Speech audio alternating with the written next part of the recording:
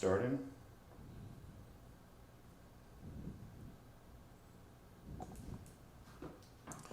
Yes. This is your boy, Stevie Ray. This week, we are back again. Ladies and gentlemen, you are watching Stand Up for Greatness, a live podcast that I put together myself. Last week, I told you guys I was firing our producer. And lo and behold, just like my co-host, he got through to another week. So he's on a trial basis this week. Ladies and gentlemen, say hello to my co-host. I don't even say his name. Go ahead, introduce yourself. Hello.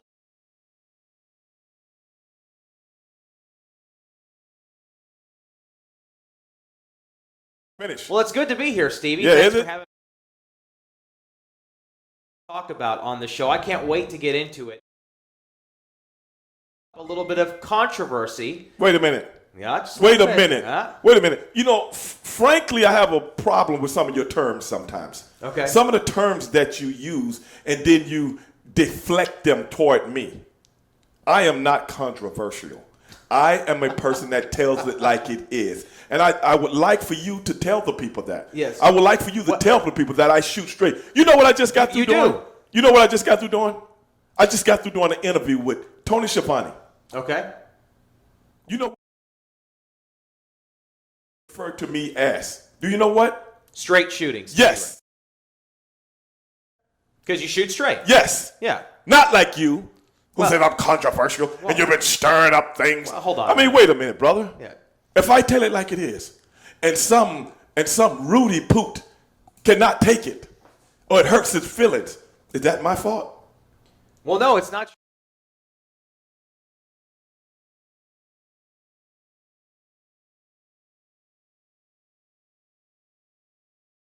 Saying, Yeah, you are. I'm just Every saying, time you get a chance, you try to insult I'm me. just saying that Vince Hey, Russo, you think I'm not going to catch it, though. I'm just saying. You know,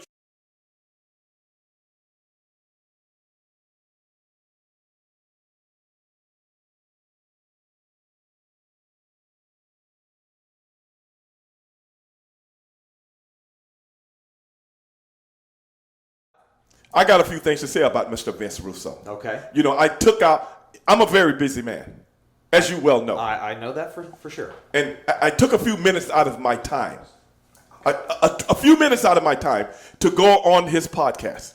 And you know what he tried to do? He tried to ambush me. He tried to bushwhack me. He tried to take everything I said and turn it inside out, upside down, and invert it to try to please his audience. Mm-hmm. Well, you know what happened? I didn't let him.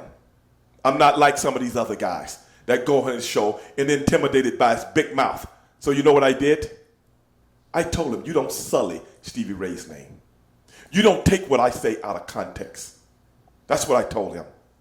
You don't say things about me that are not true. That's what I told him.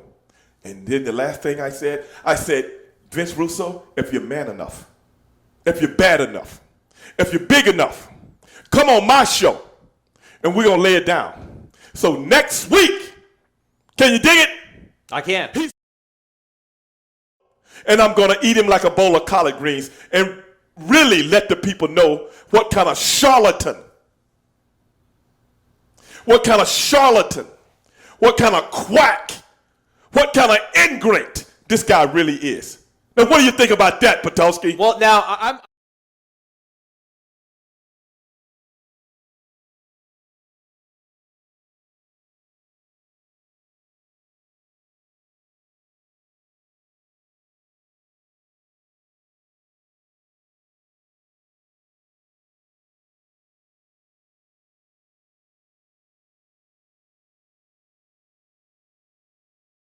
And took my words out of context. Right. What is it about that you don't understand? Well, I just told you he took my words out of context. I'm just trying to play devil's advocate. I am going to give you the answer in the best way that I know possible. I was not talking about China, the individual. I talked about China as a character on a show. And Glenn Gilberti was there, who agreed with me wholeheartedly. A very straight thinking individual, fair thinking individual who was right there. Okay. Do you understand that? I do. Oh, things out of context to try to sully my name, to try to make me look bad, I'm not going to let him do it. And I will talk about any character that I want to. We are characters on a television show. And that's what she was. I will not retract anything I said, and I told him that. But you know what? When he comes on my show, just like Kurt Russell said in the movie The Thing. You ever seen that movie? I have. We're going to be hit with a storm. And then we're going to know who's who. Going to know who's who. Well, let's see here. Yeah, let's see here. Well, I'm just trying to get to.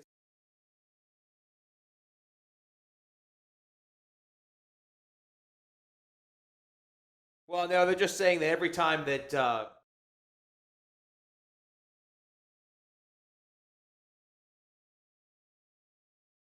there you go. You messed up again. And that's fine. 2 weeks in a row. Well, that's not me. That's Mr. Producer. Well, wait a minute. I thought I fired this guy. I thought this guy was canned. Now he comes in this week and messes up again. But that's okay. You know, he's supposed to have all the technical difficulties ironed out. And I'm glad that we have people out there that are listening to the show that is showing him what he needs to do. Well, let's see. We're gonna try it now. See if it's good now. Okay. Yeah, see if it's good now. Okay. Well, I mean, let's see. Don't bother explaining. We can't hear you when you speak.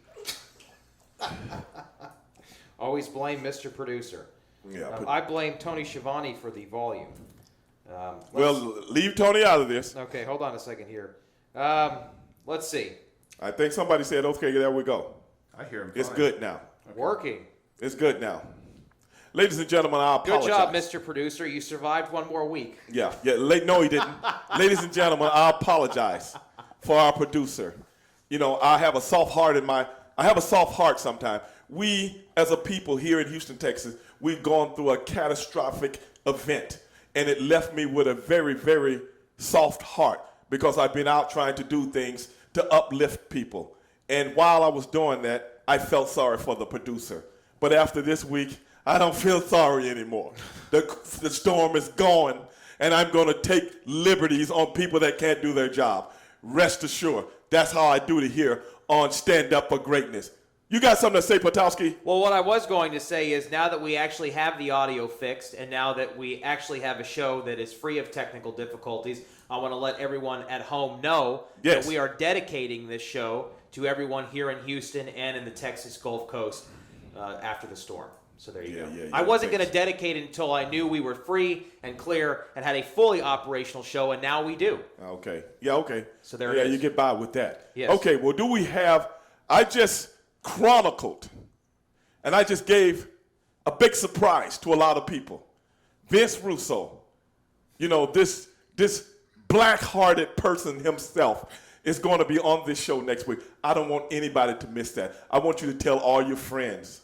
I want you to tell your whole family. I want you to get on Twitter. I want you to get on Facebook. I want you to get on Instagram and let everybody know I'm going to get this black-hearted individual on Stand Up for Greatness, and I'm going to really chop it up with him. You don't want to miss that. And that's going to be next week. Next here week. On the show. Right, next week, right here. Yeah. Live. Yes, live. Live. On Skype. Live. So. And ladies and gentlemen, you know something? I'm going to talk with a producer. Not the producer, but I'm going to talk to a producer. And you know what I'm going to do? I might have it next week so you can call in and ask Mr. Vince Russo questions live on Stand Up for Greatness. Nobody else does this for you. No other podcast out there does this for you. Only I do this. You know why? Because I am a pioneer. I'm a man that thinks outside the box. I'm a man that really is going to lay it down for you. And you can get on Facebook and you can get on YouTube and ask all your little smart questions. But it don't make any difference. You know why? Because I'm bigger than all of you. And I'm going to show you. If I can't do it, nobody can do it. And I'm going to tell you this. When I do it, watch every single solitary sucker out there doing a podcast try to follow my lead. Mark my word. You got something to say? Well, I was just going to say, I've been noticing that that's been happening quite a bit around the podcast. What's that? Well, we do a live show, and then other people that have already had a podcast, they decided it was time for them to do a live show. Oh, really? I've seen this happen quite a bit. Yes. Uh-huh. So it may be happening already, Stevie. Well, I'm 2 steps ahead. Yes. You watch and see. I'm 2 steps ahead. And you know something? They don't have the content. They don't have the content like Stevie Ray's going to have. Okay. Stop biting. That's what we call it. That's what we call it in the hip-hop world. Don't bite off me, baby. Do your own thing because I do mine. And stay in your lane. We have a couple of questions here. Somebody's asking if Vince Russo is going to get a restraining order on anybody. Well, I think Vince Russo already has restraining orders on certain people. Who they are, I won't say. But Vince Russo will be here next week. And now, you know what? Whoever that person that just asked that question, he can ask it next week. We'll find out. Fantastic. Let's see here. Stevie, do you think your brother was robbed of being WWE champion? Well, we've gone over some of that stuff, guys, before, so make sure you check us out on iTunes. And this is where I want to throw this to you guys real quick. If you are seeing us for the first time, subscribe to Stand Up for Greatness with Stevie Ray on iTunes. Make sure to give us a review as well if you've listened to the show and you do enjoy it. Also, if you like this content, this is the 3rd time we're doing a live Q&A. We're still working out the bugs, but we're going to continue to do this with consistency right here on Title Match Wrestling's YouTube channel. And also, if you want to see this show in its entirety every single week, episodes that we have already put together, you can check them out at TitleMatchWrestlingNetwork.com. So let's see what else we got here. I see Matthew Jenkins. They jocking the style. You're right, Matthew. Keep laying it down. Okay. Is Hardbody Harrison a Hall of Famer? I think Hardbody Harrison could have been a Hall of Famer if he hadn't been railroaded by the system. And brother, if you know anything about the system, then you know exactly what I'm talking about. This man had a lot of potential. Yes, he did some things that I don't agree with. But hey, he was railroaded. Who knows what kind of potential? Who knows where he would have been? Who knows, Topolski? Who knows? You don't know. You tried to say disparaging things about the man. I've never said anything disparaging about you have. Everything that I said about Hardbody has been. Yeah, you have. Has You were been in reading the papers. You were reading it. It's been in the papers. It's been reported on television. This is some Fox News right here. Right here. I just got it from the producer. I'm just going to read it right here. He held people hostage. That's what you said. Well, it was true. He was convicted of holding 8 women as sex slaves. I mean, we've been over You didn't this. even look into it. You didn't look into it and see what everything went down. Well, I'm not going to litigate the case. It's already been litigated. Yeah, but you can't just tell people certain things without telling them everything. There's 2 sides to every story. Well, in this case, there were 9 sides. You think that's funny? Yeah, Mr. Comedian. You think that's funny? Yeah, I'm that's just saying, okay. I mean- That's okay. And you know what I'm going to try to do? I'm going to try to get Hardbody Harrison to call in on my show. Okay. I'm working on that as we speak. Okay. And I've already sent him letters. Yes, I have. Okay. I've already sent him letters, and I've described him to you. Oh, you have? Or vice versa. Okay. I described you to him, actually, and told him some of the things you were saying. And he's going, hopefully, I can get him to be on Skype if they let him. If not, I'm going to get him to call in. I'm going to see what you say then. Yeah, I want to see how big and bad you are then. Okay. Yeah, I want to see what you say then when he's talking to you face to face. Well, I'll pay for the first 15 minutes. No, you don't have to do that. We got that covered. Okay. Yeah, we got sponsors here, Okay. whether you know it or not. I do. I have sponsors on my podcast. I do. You know why? People just want to give me money. You know why they want to just give me money? Because I lay it down and I tell the truth. What do you think about that, Topolski? It's true. I mean, I've said it. You know, you're laying it down. You're telling the truth. You're straight shooting. That's right. But it's still a little controversial. Yeah. We've gotten a couple of questions about Okay, this. what are and they? I wanted to run this by you. This was on the dirt sheets this week, and I don't know how true it is. If Dave Meltzer reported it, it's probably fucking false. But if he's not reporting it, Global Force Wrestling is in financial trouble. Now, there are rumors out there that perhaps WWE will swoop in and buy them or just let them die. But what are your thoughts on promotions like that not being able to make money, not being able to get financially solvent? Do you think that promotions outside of WWE can even make money in professional wrestling? You know, it's hard to do. It's hard to do. We were just talking here a few seconds ago about sponsors. And we need those kind of sponsors to go to the next level. But if you got a promotion like that, and if you don't have outside sponsorship as far as commercials, as far as brands, so on and so forth, it's going to be hard, because if you're just relying on television income, or if you're just relying on ticket income, that's not going to be enough. That's not going to be enough. So I can see it, because everything is predicated nowadays on television. Television runs everything. And if you don't have that television network money coming in, look at the NFL. Even NASCAR went to that, the highest bidder. Yeah. NASCAR, who used to put 100,000 people in the stands every weekend. You bid for the production to put NASCAR product out there now, which is just like football, baseball, basketball, hockey, the whole thing. Well, you get that guaranteed $1 billion contract so you can keep this thing going, regardless of the sponsorships that's involved, which is even more money on top of that. Global Force, I've never watched the product, but I would not be surprised. Yeah. I haven't seen it. Well, formerly Impact Wrestling. Oh, okay, yes. So they went ahead and made a name change. Oh, okay. But I don't think that really, obviously. Well, Dave Meltzer, he's more up on it than us, so yeah, could be true. Which is a shame, because we've seen several talents that were former Reality of Wrestling stars that went up there and yes, were trying to make a name for themselves. Yes. So obviously, we all want other promotions to succeed, because then the business will succeed. That's true. Grow. That's true. Let's see. Let's get to a couple of more questions here. Here we go. I don't know about Haku and black strip clubs, but we do know Haku will mess up some people in a cowboy bar in North Dakota. So there's that. Well, I see you guys have been watching. I think it was a cowboy bar. I'm not 100% on that, but a lot of people did have cowboy garb on. Could have been a disco for all I know. Maybe that's just how they dress in North Dakota. I really don't know. So don't quote me on that. This one's, I don't know if you can answer this. Okay, let's see. This is from Eric Adams TV. He said, who would win in a spelling bee, Tommy Rich or Jamie Dundee? I know Tommy not very good. Jamie Dundee. I really don't know. Don't ask me. I really don't know. Oh, but I know both of those guys, and they're cool guys to me. Why would somebody ask that, though? Here we are. This is we are live on YouTube. This is the wild, wild west. Wait, but why would they ask me?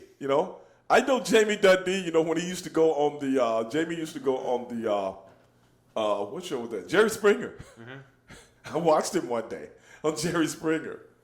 So he's working in the ring and out, Here's something. So, apparently this week, John Bradshaw Layfield. Yes, I heard about this. Left WWE. Any thoughts on that? There are rumors of bullying and all that. None of that stuff was ever confirmed. Yes, but that was the rumor. Well, my brother and I, we all came up together. Back in the global days. So I've been knowing this guy for 26 years. He's always been the same guy. He's who he is. Very highly intelligent guy, you know what I'm saying? But if he's leaving, he's got some other things going on. He just can't, split the time. That's what I would assume. Mm-hmm. I'm not 100%, clear on that. But John ain't hurting. He's one of those guys that, sets his own path, man. And, if he's leaving, or which he has already, he's got something else a little bit more important going on. And that's just him, man. Yeah. He's a Renaissance guy. Let's see. Not sure if it's been covered. We'd love to hear Stevie Ray tell a sensational Sherry Martel story. Well, if you guys want to hear that, again, check out the show on iTunes. We've got 7 episodes archived up there right now. There's a lot of great stuff about Sherry. Somebody sent a, Mr. Producer Mike can attest to this. Look at him shaking his head. He might can attest to this. Somebody had asked me on I seen where he was taking some questions over one of the YouTube clips, and somebody asked me, how did Sherry end up with Harlem Heat? Somebody asked that question. Did we ever answer that question on this show? I don't think so. We talked about how she left or how she was Oh, yeah, fired, that's right. But we've never talked about Yeah. Well, I want to clear that up, because let me clear it up the way I remember it. Not the way my brother remembers it, but the way I remember it. WCW they wanted to give us a push. But they wanted to give us a push with handcuffs. Handcuffs meaning, I don't know what they thought. We didn't know how to talk or anything like that. I don't know what the deal was. We had went in the studio and tried out several guys that were probably somebody's buddy that they wanted on the payroll. Mm-hmm. So let's put them on somebody's buddy with Harlem Heat. All white guys. So me and my brother was like talking to each other like, how can we get out of it? We don't want these guys with us. It's almost like to work a program with them? No. This person is going to be our manager. Oh, I see. You see what I'm saying? Yeah. Okay. They wanted to give us a push, but with concessions attached to it. Right. Okay, because like I told you before, Hogan had already said, hey, why isn't anybody pushing these guys? They're your best tag team. Mm-hmm. So they said, okay, let's push them, but we don't want them out there talking this, that, and the other. I don't know what the deal was. Who knows and who really cares? We were just glad to be in the door in the position that we were in for a second. So I remember me and my brother talking like, man, we don't need these guys. We don't want a manager. And I think we eventually told somebody, but I'm not 100% sure about that. But we didn't want a manager. We wanted to do it ourselves. So we was at a TV taping one night in one of the Gainesville, I don't know, one of the towns that we usually go to around the Atlanta area. And you get there early in the afternoon. And I remember we seen, Sherry came in doing a program with Randy Savage, I think, and Hogan. I can't remember exactly, but they was kind of carrying some stuff over from Vince over to our show. And I think that program had ended. And we seen her early that day sitting on the ring. And I remember, we was walking by and we said, hey, Sherry, what's going on? We're just talking like we always do when we see her. And she was like, hey, I heard they were trying to find she said this, I heard they were trying to find a manager for you guys or something like that. And he was like, yeah, well, we don't really want to do it. We don't want this bunch of bullshit. And then she was like, well, what you guys think about me being you guys' manager? This is what she said. Mm-hmm. And me and my brother looked at each other and like, really? And she's like, yeah. And I was like, we were like, yeah, that's cool as shit. Yeah, that works for me. Yeah, it's cool, because everybody knows her. Yeah. She's a somebody, and she's a worker. Mm-hmm. So we don't have to baby her or tell her everything. You know what I'm saying? She's a real worker. Yeah. So and she can help generate some really unique heat for you guys. Yes. Yeah. Because she knows how to talk. She knows she knows the whole deal. This is a professional. Right. Not these bums they've been going in the studio doing these tryout interviews with. And she was like, okay, I'm gonna take it to the office. I'm gonna ask them and see what they say. And that's how the whole thing started. Wow. That's how the whole thing started. Next thing you know, she was with us, and boom, we used to come out on the telephone, like we're talking to somebody, and everybody thought, they're talking to a guy. Mm-hmm. But we were, talking to her.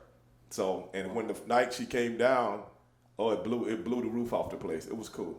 Yeah. Never forget it. That adds even more context to what we talked about when they let her go and never told you guys anything about it. Just treated us because it was even more special. Yeah. Now that we know that. Right. And then it was still like, oh, hey, by the way, she's no longer here. Yeah. But whatever, it is what it is. What else you got? This is a good question, actually. This is from Mark Robinson. And he says, Stevie, what do you think of Slamboree 2000 in Kansas City at the Kemper Arena? What he's referring to specifically is Chris Kanyon being thrown off the cage. It was the same place where Owen Hart had fell and died. Do you remember this at all? Yeah, I remember it. What do I think? Yeah. I think after that thing with Cactus Jack and Undertaker, that threw the bar up and everybody wanted to be a part of that bar. Yeah, the Hell in a Cell match there. Yeah. And you start seeing more death-defying type things after that, if you remember. Mm-hmm. Everyone's trying to push the envelope. You had scaffold matches. Yes. And they've had stuff like that before. I remember back with the Midnight Express and Rock and Roll Express had, stuff like that where Jimmy Cornette fell and blew his knees out and stuff like that. You know, and that was good entertainment, but you didn't see it every night. It wouldn't. When it got to that stuff, whereas people could actually really get hurt, I was like, well, here we go. You know, that's just the natural progression of, you know, somebody walks on a tightrope between two buildings. Next guy walks on a tightrope between two mountains. Yeah. It's a natural progression of a daredevil. Yeah. Yeah. What do I think about it? Better them than me. Professional wrestling, at least from my observation, is sort of cyclical in a way, where it sort of goes through these processes all the time. And I think, I mean, again, I could be wrong because of how commercialized things have become now, but I feel like at some point things may get back there. I mean, I've noticed that NXT as a product anyway has become edgier, and I think a lot of that is due in large part to the success of New Japan Pro Wrestling and Ring of Honor and other promotions like that, which have gotten a stronghold in terms of marketing. I mean, especially with groups like the Bullet Club and stuff like that, they are really marketing themselves well. Yeah. Matter of fact, I just saw recently the tag team, the Young Bucks, were actually served with a cease and desist by WWE for using the DX crotch chop, the suck it crotch chop. Really? Yes, they were basically told, oh, you can't use that anymore. Now, Wow. legally, I don't know how WWE could win that in a lawsuit, but I mean, when they're doing things like that, that to me at least shows me they're concerned a little bit about the marketability of a product they don't control. That's not that. I've seen John Jones do that. Yeah. In the MMA. So I can still stop him too. Maybe that's why he doesn't do it anymore. But hey, it is what it is, man. I want to thank everybody, by the way, for the great questions. We're going to get to a few more here in a minute. For folks that are jumping on the live chat for the first time, make sure to hit that subscribe button if you're not already a part of Title Match Wrestling. Last time I checked, and I could be wrong, Mr. Producer, over 62,000 subscribers on the channel. Hundreds, if not thousands, of hours of free content for you guys. And if you like content like this, we've got a lot of bonus material, and you can check it out at TitleMatchWrestlingNetwork.com. There's a 14-day free trial.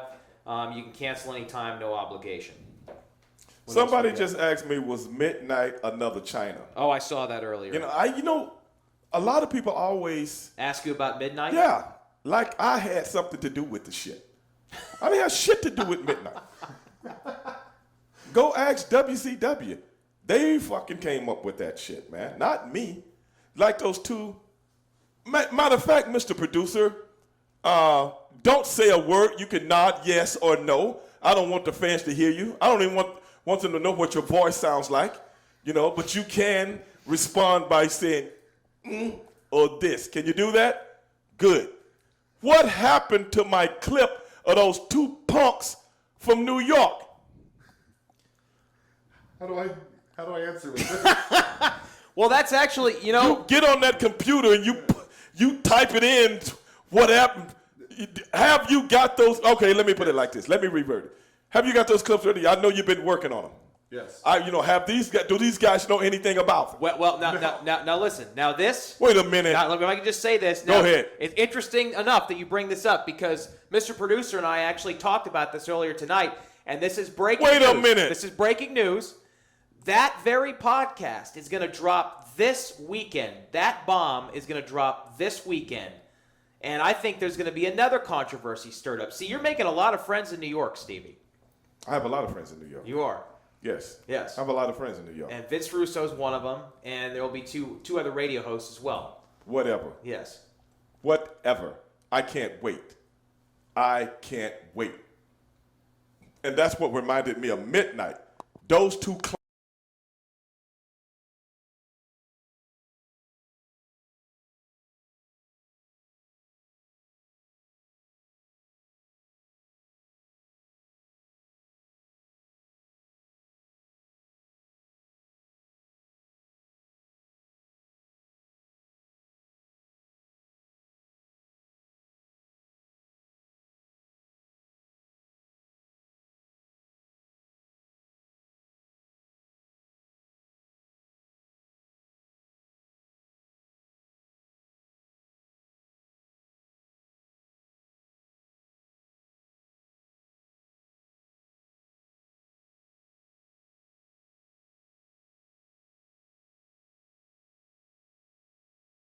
wondering if you're receiving royalties from your action figures. Of course. Okay, all right. I'm under a WWE Legends contract. I don't understand why people would think you wouldn't. As if you have their action figures out of you and you're not aware of this. Why would anyone assume that? Ladies and gentlemen, let me sum it up right now for anybody that's listening, okay? Ladies and gentlemen, yes, I know about the action figures. They don't sneak and do them and don't give you a couple of bucks with it.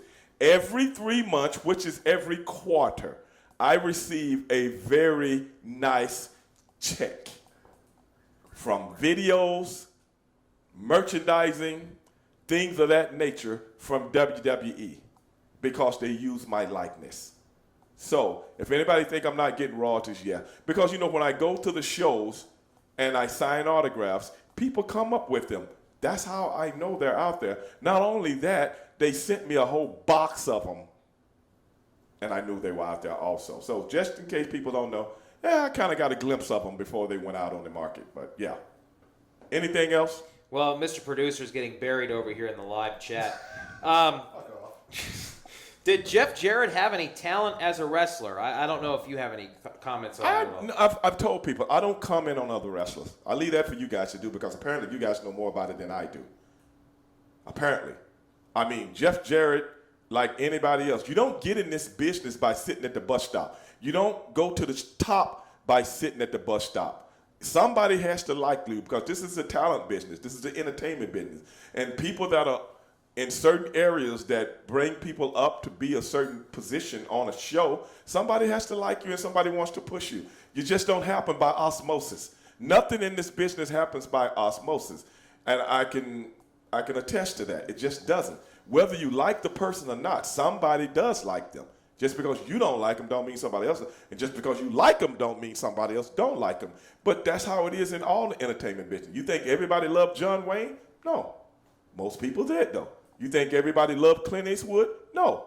But most did. But that's just the entertainment business. It is what it is. Matter of fact, some dickhead put on one of the YouTube videos that Stevie Ray, he never drawed a dime. But I'm in main events all over the fucking world. So some white man is going to put black people in a position to be a main eventer because he's what? He feels as though the civil rights action was really right and put us in there. Suck my, I'm not going to even go there. But just to let you know, we drew a lot of money. And you know why?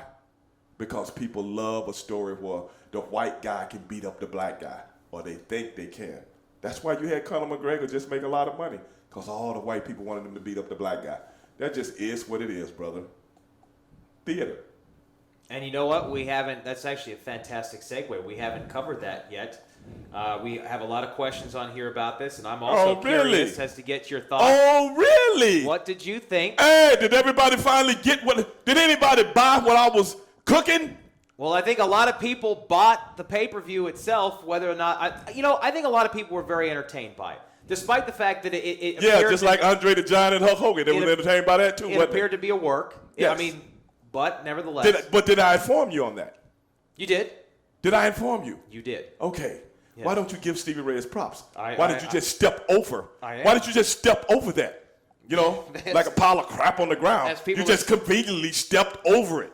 Why don't you give me my props? I told you this guy couldn't last. I told you the lactic acid was going to build up in the muscle region because a MMA guy does not train like a boxer. I told you that. I told you his arms would be so heavy he wouldn't be able to pick them up. But in fairness, Conor did tag Floyd a couple of times. He did tag him. Okay. Let me address that. Okay. If he's supposed to be this big knockout artist, he tagged Floyd and Floyd laughed at it. What was all this power people was talking about? I knocked heads off the canvas. What happened to that?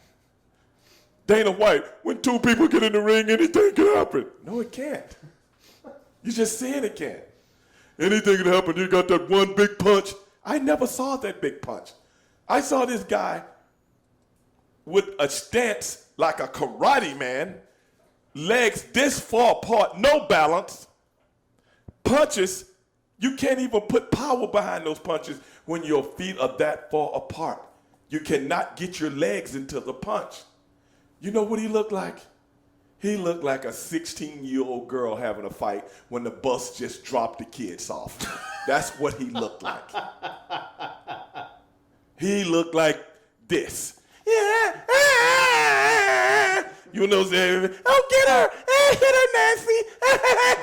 That's what it looked like. It was funny to a person that's a real person that knows how to look at pugilism.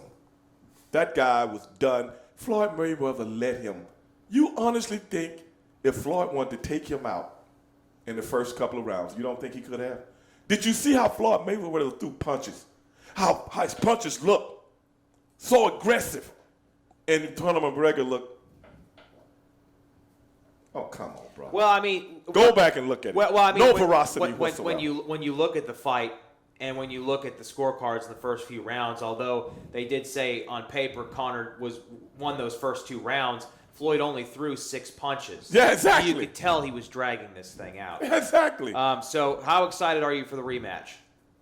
Yeah, I would love to see I don't think I want to see a rematch, but I'm gonna tell you what I do want to see. Okay. I want him to throw him in there with a real fighter that's really not here to just make money. Throw him in there with a one-time Thurman. Throw him in there with a Canelo Alvarez. Please, it'll draw a lot of money, but Canelo is not going to be in the work. He's going to be outside the work, and my job is to put your ass in the graveyard. That's what I want to see. That's what I want to see.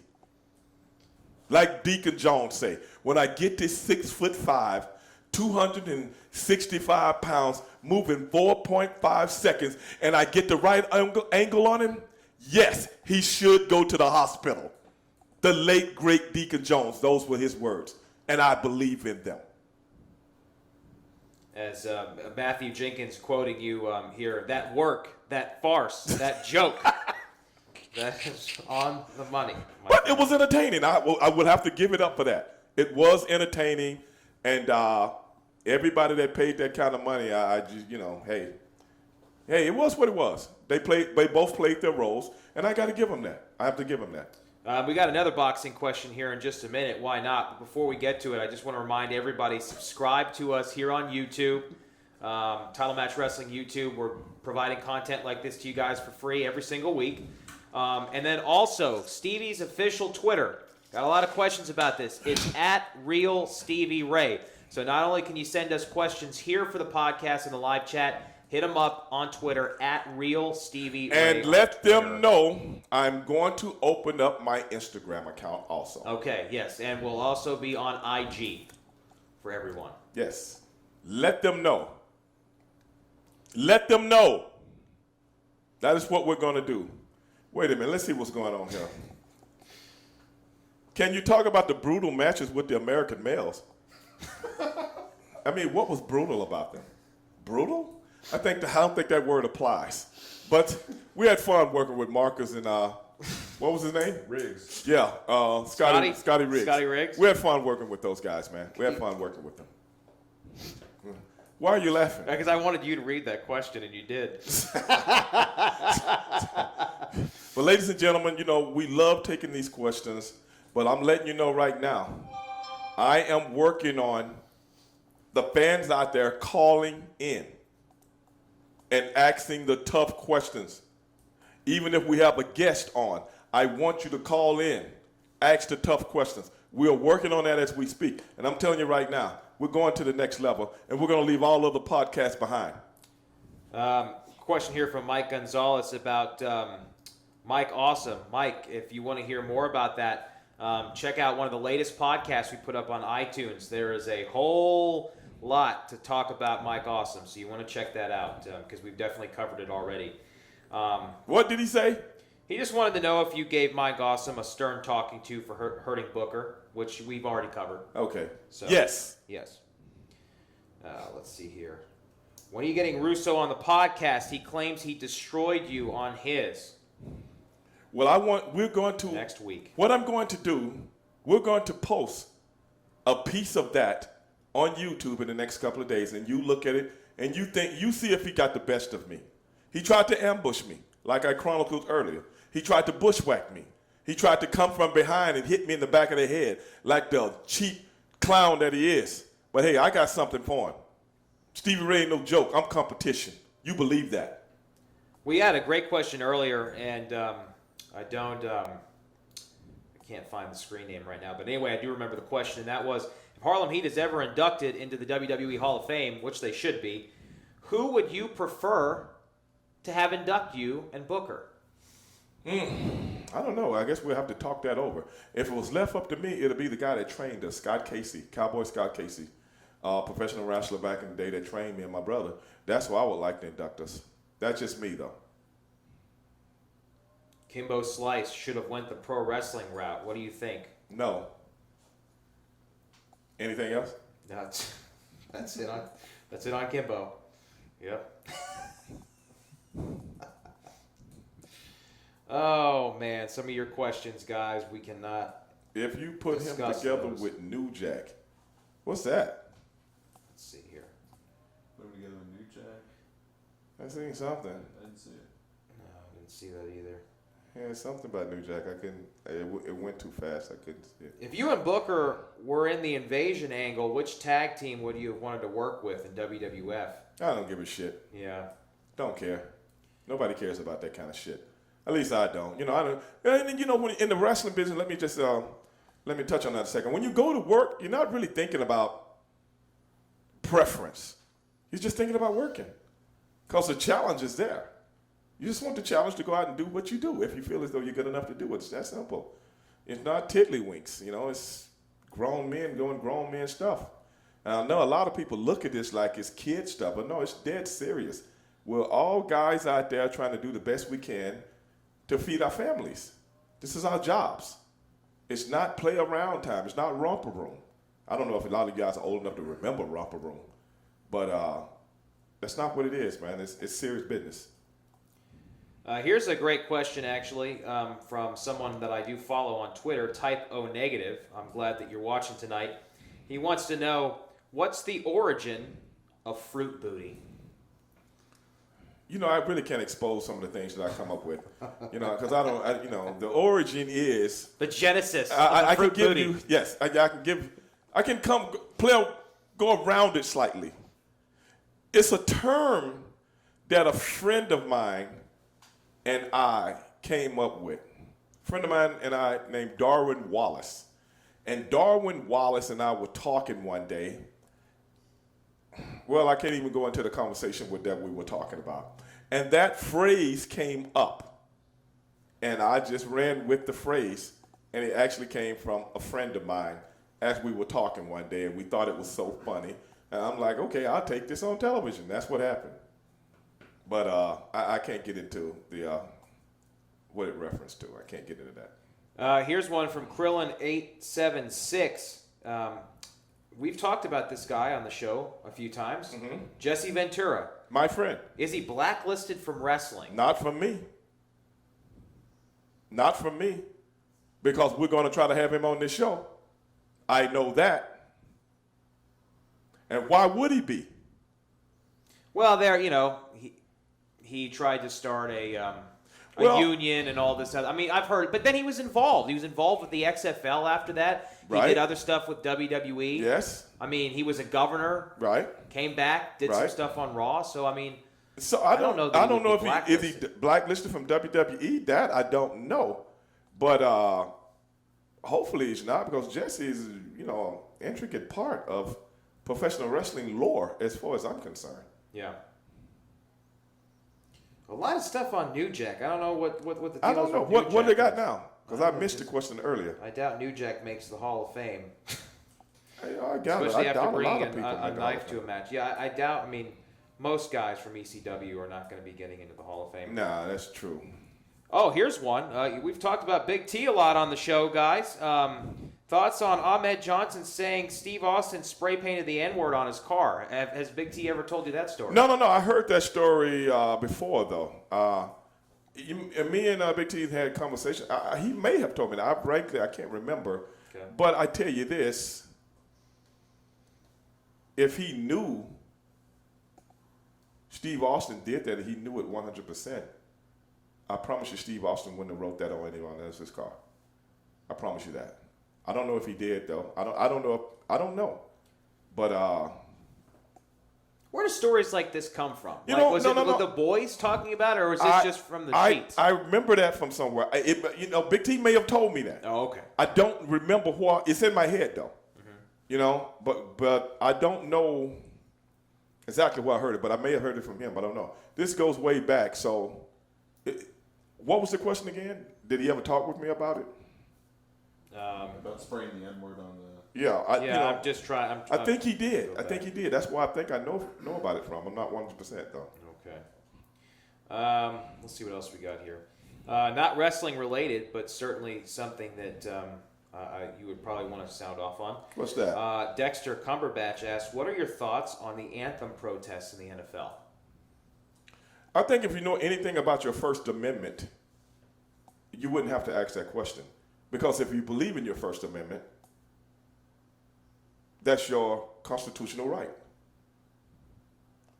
A silent protest, I don't see anything wrong with it. What does surprise me, though, that so many people are upset about something like that. The same people that don't stand up for anybody else's rights, that don't have empathy for anybody else's situation. That is what really surprises me. But in the long run, when you look at it deeply and you look at it long enough, I do understand that. Because I've made references to these kind of things before. So either you're a part of the solution or you're part of the problem. Hank Williams Jr., let's get ready for some football. Remember that song? You remember when he came out and said Obama and Boehner looked like Hitler and Benjamin Netanyahu? They got rid of that. Well, this week he's coming back. How does anybody feel about that? Just a thought. Selective consciousness. Yeah. Everyone, there are certain things that people get very upset about, and other things they gloss over or forget ever happened to begin with. But what my problem is that I know this guy's referring to Colin Kaepernick. Right. What my problem is that why does that upset people so much? But when you really have a chance to be a patriot, you don't. That puzzles the shit out of me. But what he's talking about and what he's protesting about means nothing to nobody. That's just kind of me. I just ask myself that every day. Oh, man. Okay, guys, you're getting a little deep here with some of these questions. We're going to move on from that one. Wait a minute. I like the deep questions. All right. Well, here you go. 83 Aber1 asks, will there be a second American Civil War? Hell, it never was the first one. Okay. Let's see what else we've got here. Can you talk about watching... Wait a minute. Go back to that. What? What does he mean by a civil war? What would they be fighting for? What would the Civil War be fighting for? So when you send questions like that, you got to be a little bit more, specific about what you're talking about. Because the first Civil War was over what? What would this Civil War? We know what the first one was for. What would the second one be for? Your guess is as good as mine. Well, I'm just saying, the guy that actually, send another comment and ask me what the first... Whoever he was, send that question back and be specific about what would the war be over. Okay. Back in the 90s, how was 110th Street? Good. Okay. And Lexington. Okay, here we go. This is from Matthew Jenkins again. Possibly an uprising from people in poor conditions fighting against the elite class. That's what he's talking about regarding the Civil War question. So you can never win a war through violence like that. You can only bring some kind of satisfaction toward yourself, a betterment of yourself, through protest and making people see what's wrong, because the people with many have the advantage. So how are you going to fight for something that people don't want to give you? You got to convince them in some way, shape, or form that their plight is wrong and yours is right. So you do that more revolution by just protesting, getting out there, making people aware, And hey, that's what we have voting rights and all that kind of stuff for. You'll never win by violence. Never. No. You know why? Know your history. Know your history. What's his name again? Let's see here. Matthew Jenkins? Matthew Jenkins said that, yes. Go look at the war of the Soviet Union and the Bolsheviks. Go study that and see what happened. That's why the whole world will never let that happen again. Let's see here. In Russia, I mean. What was the reaction from the wrestlers back in the 2000s WCW when noticing that the crowd wasn't feeling the product? I mean, really and truly, I beg to differ with this person. Oh, yeah? The product was always good. The product was always good. It's just the fact that people were getting smarter and smarter to the business. And the business was still the other way, but people were starting to change. Mm-hmm. The evolution of the people getting smarter and smarter to the business. So, everybody thought they knew everything before the matches even started, before the show even started. Right. So the product was still the same. But things like Hulk Hogan coming back for the 140th time in the red and yellow again, that didn't help. But the thing is, the smarter people, as long as people were using professional wrestling as an outlet to get away from your daily routine and your daily regime, that's when wrestling was great. As once people became as though, like I've chronicled on this show, so many people think they know more about the wrestling business than the people that do it. Mm-hmm. Right. So now, when that was in its infancy, because they've subscribed to a newsletter, right? So they obviously know more. That too. But when that was in its infancy, that's when people started to kind of change a little bit, and you can see that. But the product was always good. It was just that the people were getting smarter. I got a couple of other really great questions here. Before we get into it, guys, I want to let you know we're getting into the business end of the show here tonight. So, again, if you're joining us for the first time, subscribe on YouTube. Check us out at TitleMatchWrestlingNetwork.com. And also a big shout out to one of our sponsors, Walker Texas Lawyer. Right now here in the city of Houston, there are a lot of people that are hurting, and their insurance companies might not be treating them the best either. And so because of that, Walker Texas Lawyer is willing to help. Give him a call at 713-552-1117 or visit his website at walkertexaslawyer.com. He will help you if your insurance company is slow playing you on your claim. There are a lot of people here who need help, and the last thing you want to be is a victim twice. So check out his website at walkertexaslawyer.com. Also, you don't just have to be on the live chat to ask Stevie Ray questions. You can tweet at Stevie Ray anytime at Real Stevie Ray on Twitter. So, man, now we're getting questions about the end times here and Lee Harvey Oswald. Oh man, we've opened up a can of worms. Here's a great question. This is from Dexter Cumberbatch again. Has the internet and social media hurt the wrestling business? In a lot of ways it has, but in a lot of ways it's helped it. So it all depends on how you look at it. Hey, scroll that thing back down. I just seen a couple of questions that I like. Okay. All right. Going on the big board here. Somebody just asked me, all right, right there. Here? The Bischoff question? As a former WCW employee, I found it terrible sad when WCW bought in all of the Mexican wrestlers in the 90s to see them look at the match list and not be used. What's that say? It says not be used at all. Not be used at all. Yeah. Thoughts? That's WCW. What the hell do you think? What the hell you think was gonna happen? That's just another WCW fuck up. That's what happens with WCW. Please do not try to overanalyze WCW. Some of the people wasn't the smartest people in the world, so I think that's how it goes. Do you think Lee Harvey Oswald really killed JFK? No, I do not. No way Lee Harvey Oswald could have killed JFK. Firstly, they don't tell a lot of things about Lee Harvey Oswald, in the history books. A lot of people don't know that Lee Harvey Oswald, and you're hearing it first right here on Straight Shooting with Stevie Ray.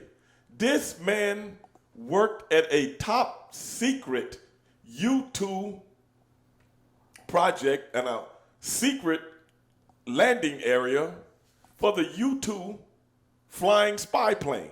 and his clearance was higher than his boss. How do you do that?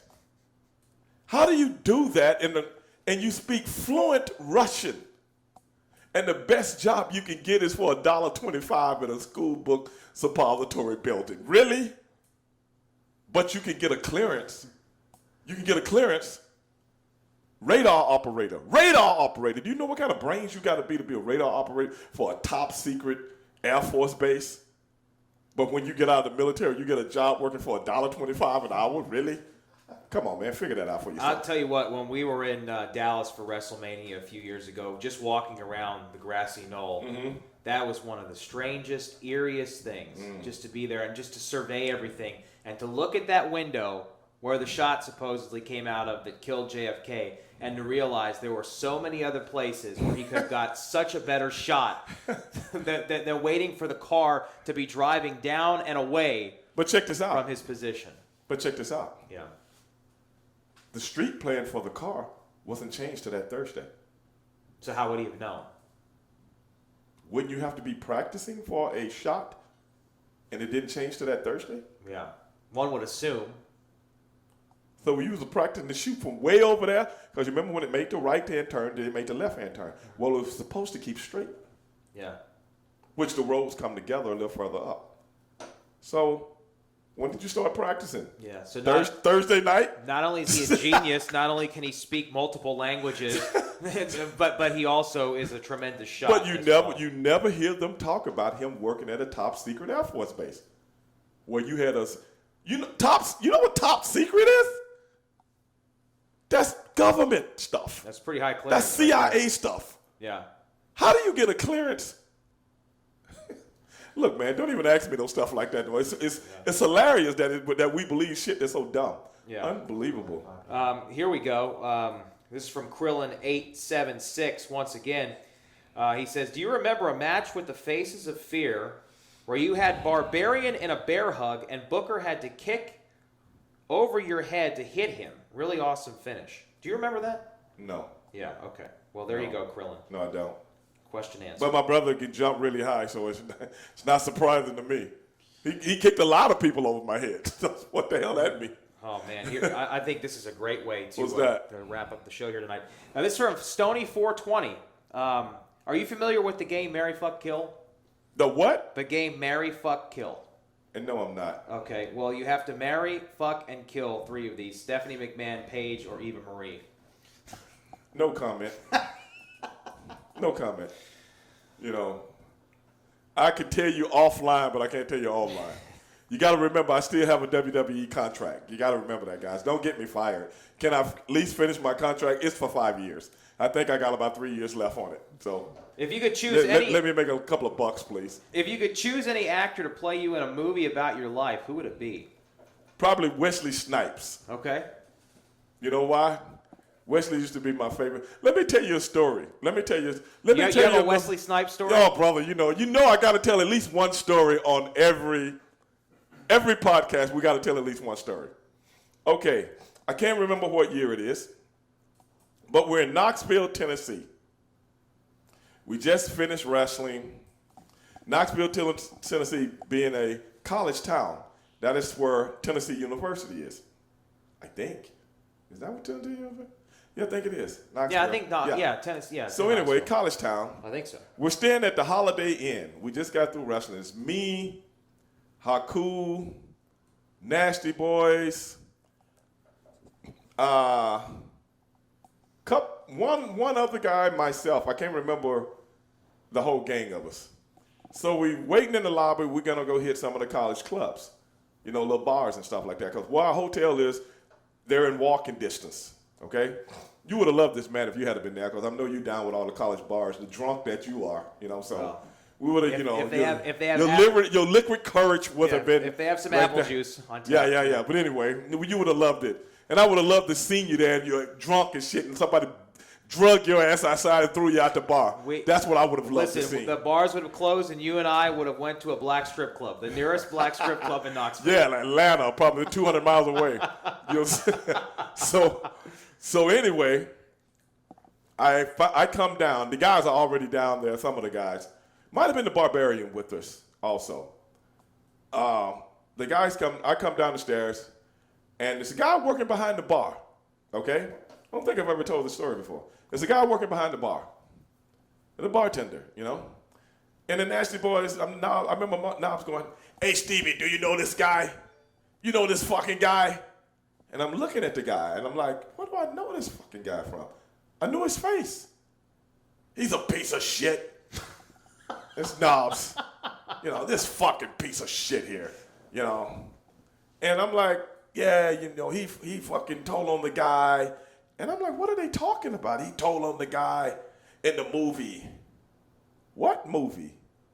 He was talking about a movie, you know the movie when he told, this is Knobs and Sachs. You know the movie when he talked, when he pimped on the Jewish guy, you know. Then I looked at the kid again. Guess who it was? Matt Damon.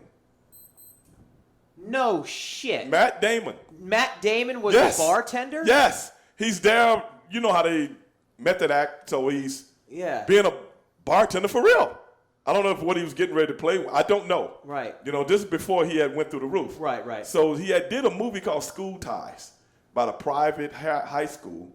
And Brandon Fraser was a Jewish kid that they recruited to play quarterback because they wanted to beat this other private school, rich kids. Yeah. And Brandon Fraser was Jewish, and all the guys told him, don't tell the other guys that you're Jewish. Yeah. And Matt Damon found out he was Jewish because his girlfriend liked Brandon Fraser. So he told all the other guys on the football team he's Jewish. So he started getting the business. Yeah. You know? It's only a movie. But Sachs and Knobs and all that, they taking it for real. You know what I'm saying? Because I looked at him and I go, wait a minute, I said, you the fucking guy that told about the Jewish guy. And he goes, yeah. He's like, yeah, man, it's just a movie though, you know, blah, blah, blah. We marking out, you know, I'm like, oh, not Sachs is like, this son of a bitch. And he hits him in the fucking chest. Bam. I mean, dog, he hits him like Larry Holmes. And the kid fucking buckles over, you know. And we're laughing our ass off, you know. And the kid is like, oh, man, come on, man, come on. Oh, you fucking asshole, you fucking pimped on the kid, you know, blah, blah, blah. Get your ass in the back, get back behind the bar and shit. Brian you know? Knobs decked Matt Damon. Yeah, did Sachs hit him too, bam. You know, the nasty boys attacked Matt Damon. Me, Haku, and Barbara, we are fucking dying laughing. We're dying, you know what I'm saying? Because we think it's so funny. This is what we do to Marks anyway. But this guy, you know what I'm saying? He had only been in one movie, so he wasn't a big star yet. You know what I'm saying? Right. So the only thing we thought was, this punk will never make it. You know what I'm saying? You'll never make it, you know? Yeah. So anyway, we're talking and shit. So we wait for somebody else, and they're over there talking. So me and Matt Damon, we start talking. This is a true story. We start talking. We start talking about acting. You know how inquisitive I am. We started talking about acting. He was like, well, who do you think is the best actor in Hollywood? I said, I know what you're going to say. Who am I going to say? I said, you're going to say Morgan Freeman because all white people think Morgan Freeman is the best actor in Hollywood. Well, he is, man. I was like, Marvin, I said, he's nothing. He's like, well, who do you think is best? I said, Wesley Snipes. That's why I say I think Wesley Snipes would play me, even though he's only 5'7", you know, whatever. And he was like, oh, man, Wesley's good with his karate and all that stuff, but he's no Morgan Freeman. This is a conversation me and Matt Damon is having. This is no joke. This is a true story. So here come the nasty boy. Well, finally, the last person we was waiting for comes down the stairs, and we're ready to go. And they were like, where the fuck you going? He was like, hey, man, can I go hang out with you guys' house? No, fuck no. Then, you know, that's a nasty boy. Fuck, get your fucking ass back behind him. Oh my God. Oh my. You know, and I'm like, okay, the nasty boys, they getting kind of lit now, you know what I'm saying? So, you know, so I told the guys, I said, look, brother, don't, you know, if it was left up to me, you could go, man. But these guys, man, you know, hey, that's how they are. If I was you, I wouldn't want to go, man. So just chill out, man. He was like, oh, okay, man, Well, we left and went down to the bar and stuff. I've never thought about it again. Next thing you know, this guy's one of the biggest stars in Hollywood. Yeah. Yeah. And I've seen the nasty boys cave his chest in several times. So actually, I told my daughter, who was a theater arts major, you know, she'd been acting since she was a little kid. Right. So I finally told my daughter this story a few years ago. This is no lie. I told her this story. And after I told her the whole story, she looks at me and she just shakes her head. And I'm like, it happened. I'm sorry. I'm just telling you the story. Because we're big. I used to take my daughter to see those Bourne movies. Right. You know, those first 3. We would always go see him when she was little. And she was like, thanks, Dad. All you had to do was just stay in touch with the guy. You know, and treat him like a human being. And who knows, today you could have called him up and maybe he could have helped me out. But no, you're going to beat him up. And I'm like, I didn't beat him up. The Nasty Boys beat him up. So that's another Stevie Ray story. And this actually happened. No lie. Matt Damon, one of the biggest stars in Hollywood, I saw the Nasty Boys almost cave his chest in one night in Knoxville, Tennessee. Man, true story. I can't think of a better way to end tonight's show than with Matt Damon getting his ass kicked by the fucking Nasty Boys. Hey, it happened, bro. That is awesome. It happened, man. But hey, another story by Stevie Ray, like Matt just said. Hey, what else can we do? I only tell the stories that's in my head. And for all you saps out there that want to chime in and say he's lying, Matt and other people have told me to be nicer on the show, and I'm going to do that. But hey, we appreciate everybody watching the show, giving us all the comments. And brother, like I said, in the next couple of weeks, hopefully you'll be able to call in. And next week, I guarantee I'm going to have Vince Russo here, and I want people to chime in and get knee-deep in his ass, because that's the way we do it here on Straight Shooting. Even on my radio show, Straight Shooting with Stevie Ray. Check that out, 92.9 FM HD2. But that's how we do it here, Stand Up for Greatness. They call me Stevie Ray. For my man, Matt Topolski, we are out.